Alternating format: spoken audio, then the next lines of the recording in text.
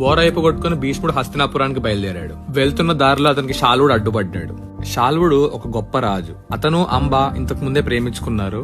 ఈ స్వయంవరంలో అతను అంబాని గెలుచుకుందామని అక్కడికి వచ్చాడు. కానీ వాళ్ళు ముగ్గురిని తీసుకెళ్తాను చూసి భీష్ముడికి అడ్డుపడి తనతో ఫైట్ చేయమని ఛాలెంజ్ చేశాడు. అప్పుడు భీష్ముడు తన బాణం తీసి ఒక్కసారి ఆరో గట్టిగా వేశాడు. ఆ దెబ్బకి శాల్వుడు కింద పడి కూలిపోయాడు.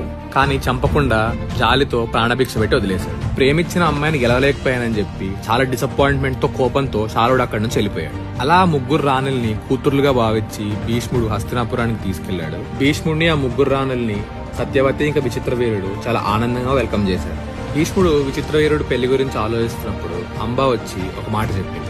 భీష్మ, నువ్వు న్యాయం తెలిసిన వాడివి, సో ఒకసారి నా మాట విను. నేను శాల్వుడినే ప్రేమించాను, అతన్నే పెళ్లి చేసుకుందాం అని ఎప్పటి నుంచో అనుకుంటున్నాను. సో నేను పెళ్లి చేసుకుంటే అతన్నే చేసుకుంటాను అని చెప్పింది. అప్పుడు భీష్ముడు బాగా ఆలోచించి ఆమెకి అనేక బహుమతులు ఇచ్చి ఆమెను రిటర్న్ పంపేశాడు అనమాట శాల్వుడి దగ్గరికి.